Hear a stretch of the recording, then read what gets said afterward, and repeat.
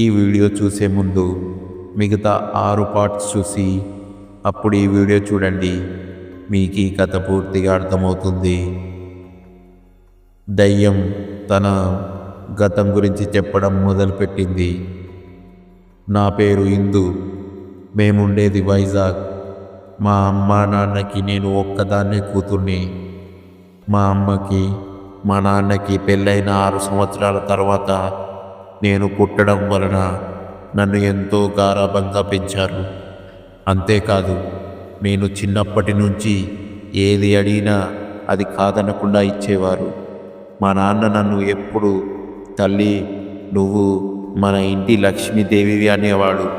ఎందుకంటే నేను పుట్టకముందు మా అమ్మ నాన్న కటిక పేదరికం అనుభవించేవారు. ఎంత పేదరికం అంటే కనీసం వారికి తినడానికి తిండి కూడా ఉండేది కాదంట. నేను పుట్టిన తర్వాత మా నాన్నకి బాగా కలిసి వచ్చింది. ఎంతలా అంటే ఇప్పుడు మాకున్న డబ్బు 1000 కోట్లు పైమాటే. నేను డిగ్రీ 3rd ఇయర్ చదువుతున్నప్పుడు అర్జున్తో ప్రేమలో పడ్డాను. అర్జున్ చాలా మంచివాడు. నేను ఇంటర్ చదువుతున్నప్పటి నుంచి నాకు అర్జున్ తెలుసు. అర్జున్ చాలా అందగాడే కాదు, గుణవంతుడు కూడా. ఇంటర్లో కాలేజ్ ఫస్ట్, స్పోర్ట్స్లో కూడా ఫస్ట్. మా కాలేజీ క్రికెట్లో టీం కెప్టెన్. మా కాలేజీ అమ్మాయిలకు అర్జున్ గ్రీకు వీరుడు. నిజం చెప్పాలంటే మా కాలేజీలో అర్జున్కి పడని అమ్మాయిలంటూ ఎవ్వరూ లేరు, నాతో సహా. చాలామంది అమ్మాయిలు అర్జున్కి లవ్ ప్రపోజల్ చేశారు. కానీ వాళ్ళందరినీ అర్జున్ చెప్పిన మాట ఒక్కటే: మీ తల్లిదండ్రులు మీ మీద ఎంత నమ్మకం పెట్టుకొని ఉంటారు చెప్పండి. వాళ్ళు మిమ్మల్ని కాలేజీకి పంపించేది మీరేదో చదువుకొని వాళ్ళని ఉద్ధరిస్తారని కాదు, మీ కాళ్ళ మీద మీరు నిలబడతారని. అయినా నేను ప్రేమ గీమ అంటూ నా టైం వేస్ట్ చేసుకోవాలని అనుకోవడం లేదు. నాకంటూ ఎవ్వరూ లేరు, నేను అనాథని. ప్రస్తుతం నాకున్న గోల్, నేను లైఫ్లో బాగా సెటిల్ అయ్యి మంచి ఉద్యోగం సంపాదించి పేద ప్రజలకు సహాయం చేస్తూ ఉండిపోవాలని అనుకుంటున్నాను. నా దారి వేరు, మీ దారి వేరు. దయచేసి ప్రేమ గీమ అంటూ మీ టైం వేస్ట్ చేసుకోకండి. మీరు నాలాగా అనాథ కాదు, మీకు తల్లిదండ్రులు ఉన్నారు. తల్లిదండ్రులను కలిగి ఉండడం చాలా అదృష్టం. దయచేసి వాళ్ళని నమ్మకాలని హోము చేయకండి అని అర్జున్ చెప్పేవాడు. నేను ఇంటర్లో ఉన్నప్పటి నుంచే అర్జున్ని ఇష్టపడ్డాను. అప్పుడే అర్జున్కి లవ్ ప్రపోజ్ చేద్దాం అని అనుకున్నాను. కానీ అర్జున్ నా ప్రేమని రిజెక్ట్ చేస్తే నేను తట్టుకోలేను. అందుకే అర్జున్పై ఎంత ప్రేమ ఉన్నా అతనికి చెప్పలేకపోయాను. నేను డిగ్రీ 3rd ఇయర్ చదువుతున్నప్పుడు మా క్లాస్ మొత్తం కులు మనాలి టూర్ వెళ్దామని అనుకున్నారు. అర్జున్కి లవ్ ప్రపోజ్ చేయడానికి ఇదే మంచి సమయం అని అనుకున్నాను. కానీ ఆ టూర్కి అర్జున్ రానని చెప్పాడు. ఎలా అయినా అర్జున్ని టూర్కు వచ్చేలా చేయాలని అర్జున్ బెస్ట్ ఫ్రెండ్ అశ్విన్కి చెప్పాను. అశ్విన్, వాడు ఒకసారి రాను అంటే రాడు, తెలుసుదా ఇందు వాడి గురించి. ప్లీజ్ అశ్విన్, ఎలా అయినా అర్జున్ ఒప్పించి తీసుకురా నా కోసం. అయినా అర్జున్ రానని చెప్పాడు కదా ఇందు, మళ్ళీ ఎందుకు వాడికి ఇష్టం లేకుండా నువ్వు స్పెషల్గా వాడి మీద ఫోకస్ ఏం చెయ్యడం లేదు కదా. అలా ఏం కాదు అశ్విన్, క్లాస్ మొత్తం వెళ్తున్నాం కదా, అర్జున్ కూడా వస్తే బాగుంటుంది కదా, అంతే. ఓ అంతేనా, సరే. అడిగింది మా ఇందు కదా, ఇందు కోసం ఏమైనా చేస్తాడు ఈ అశ్విన్. సరే, నువ్వు ఇంకా వర్రీ అవ్వకు, అర్జున్ని నేను ఒప్పిస్తా, సరేనా. అశ్విన్ నాతో అలా చెప్పగానే నాకు చాలా ఆనందం వేసింది. మేము కులు మనాలి వెళ్ళాల్సిన రోజు వచ్చింది.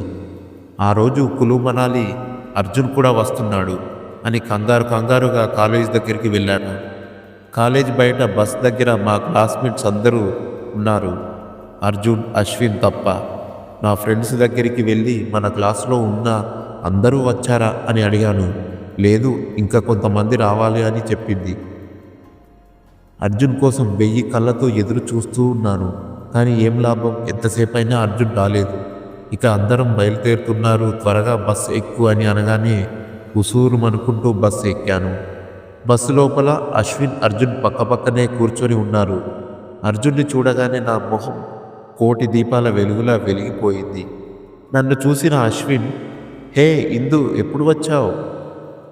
వచ్చి చాలాసేపు అయింది అశ్విన్, మీరింకా రాలేదేమో అని మీకోసం బయట వెయిట్ చేస్తున్నా. లేదు ఇందు, అందరికంటే మేమే ముందు వచ్చాం. అర్జున్ వచ్చాడు ఓకేగా? అర్జున్ వైపు కళ్ళతో సైగ చేస్తూ, చాలా థ్యాంక్స్ అశ్విన్. కులు మనాలి మొత్తం 8 రోజుల ట్రిప్. అక్కడికి వెళ్ళిన మొదటి రోజే అర్జున్కి ప్రపోజ్ చేసేద్దాం అని అనుకున్నాను. కానీ నా మనసులో మాట అర్జున్కి చెప్పాలంటే నాలో ఏదో తెలియని భయం.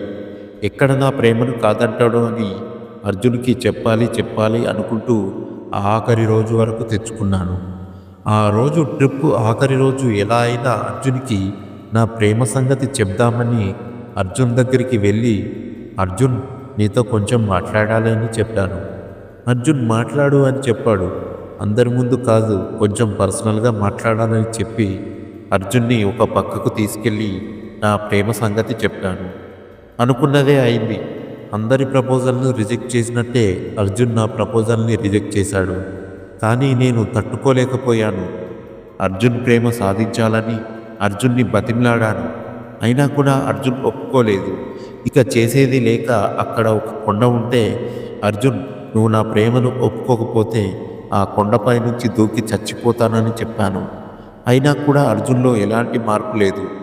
అర్జున్ లేని జీవితం నాకు అక్కర్లేదనుకున్నాను. నాకు ఏడుపు ఆగలేదు. ఇక బాధతో పరిగెత్తుకుంటూ కొండపైకి వెళ్ళి దూకబోతుంటే సరిగ్గా అప్పుడే నా చెయ్యి పట్టుకొని ఎవరో ఆపారు. ఎవరా అని వెనక్కి తిరిగి చూస్తే అది అర్జున్. ఒక్కసారిగా గట్టిగా హగ్ చేసుకొని, నువ్వంటే నాకు కూడా ఇష్టం ఇందు, నువ్వు నన్ను బెదిరించావో లేక బ్రతిమాలాడావో అని ఈ మాట నీకు చెప్పడం లేదు. నిజంగానే నాకు నువ్వంటే ప్రాణం. నువ్వు నన్ను ప్రేమిస్తున్నావని నాకు ఎప్పుడో తెలుసు. కానీ నేను అనాథని. నా అనాథతనం నీకు శాపం అవ్వకూడదని నేను నీ ముందు మూగవాడిని అయ్యాను. కానీ ఇప్పుడు చెప్తున్నాను, I love you Indu, I love you so much అని గట్టిగా హగ్ చేసుకున్నాడు. అర్జున్ నా ప్రేమని అంగీకరించాడు. ఇక నా ఆనందానికి అవధులు లేవు. నేను అసలు నమ్మలేకపోయా. అది కలో నిజమో కూడా అర్థం కాలేదు. నా లవ్ సక్సెస్ అయినందుకు మా ఫ్రెండ్స్ నన్ను ట్రీట్ అడిగారు. సరే అని మా ఫ్రెండ్స్కే కాదు, మా క్లాస్ మొత్తానికి నేనే ట్రీట్ ఇస్తానని చెప్పి ఆ రోజు మా క్లాస్మేట్స్ మొత్తానికి నేనే డిన్నర్ పార్టీ ఇచ్చాను. కానీ ఆ పార్టీకి అశ్విన్ రాలేదు. అశ్విన్ కనిపించకపోవడంతో అశ్విన్ ఎక్కడికి వెళ్ళాడని అర్జున్ అడిగితే, ఏమో వాడికి ఏదో అర్జెంట్ పని ఉందని వెళ్ళిపోయాడు. అంత అర్జెంట్ ఏంట్రా అని అడిగితే, నీకు చెప్పాల్సిన అవసరం నాకు లేదని కోపంగా చెప్పి వెళ్ళిపోయాడని అర్జున్ చెప్పాడు. డిన్నర్ పార్టీ అయిన తర్వాత అందరం మేము స్టే చేసే హోటల్కి వెళ్ళాం. ఆ రోజు నేను నా జీవితంలో మర్చిపోలేని రోజు. ఎందుకంటే అర్జున్ నా ప్రేమ అంగీకరించినందుకు కాదు. ఆ రోజు రాత్రి ఏం జరిగిందంటే, నేను హోటల్ రూమ్లో ఉన్నప్పుడు మా రూముల తలుపులు గట్టిగా కొడుతూ, ఏ ఇందు బయటకు రావే, ఈరోజు నీ అంతు చూస్తా, ఈరోజు నిన్ను చంపకుండా వదలనే అని ఎవరో గట్టిగా అరుస్తూ ఉంటే డోర్ ఓపెన్ చేశాను. తీరా చూస్తే అది ఎవరో కాదు, మా క్లాస్మేట్ ఆకాష్. ఫుల్గా తాగేసి ఉన్నాడు. నా వైపు కోపంగా చూస్తూ, ఏంటే ఏమన్నావే? ఆ రోజు నేను నీకు ఐ లవ్ యూ చెప్తే ఏమన్నావే? సారీ, నిన్నే కాదు నేను ఎవరిని ప్రేమించను అని చెప్పావు కదే. మరి ఈరోజు ఆ అర్జున్ గాడి కోసం చావటానికి సిద్ధపడ్డావు కదే అని నన్ను తిడుతూ చాలా మాటలు అన్నాడు. ఆ మాటలు తట్టుకోలేక ఆకాష్ను గట్టిగా ఒకసారిగా కోపంతో తోసేశాను. నేను తోసేయగానే ఆకాష్ ఒక్క ఉదుటున కింద పడ్డాడు.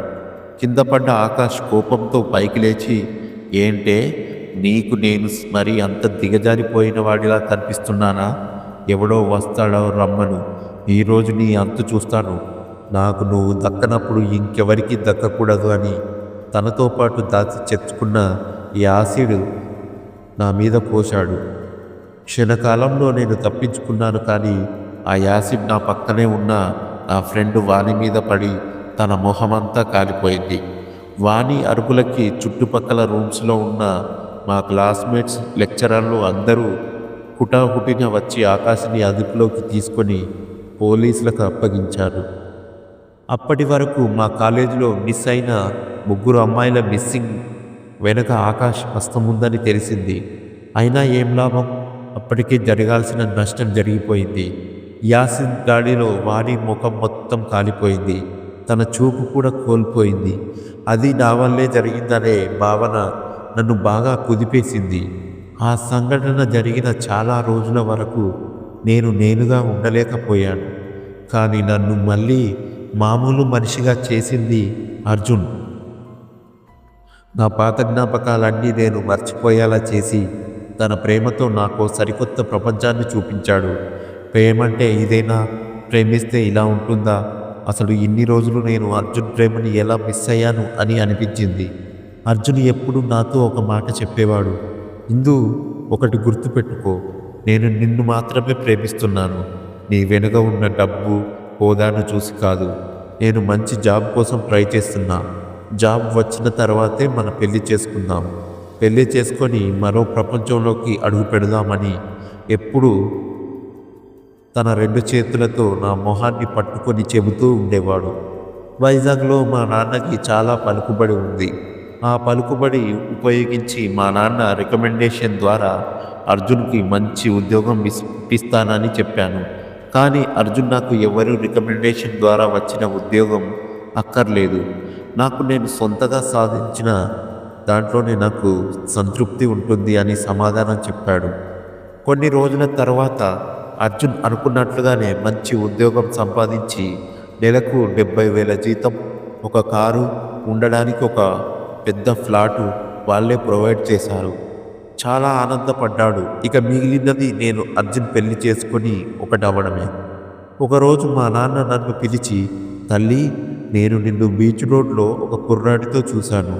నువ్వు అతనితో చనువుగా ఉండడం చూస్తే అర్థం నువ్వు అతన్ని ప్రేమిస్తున్నావని.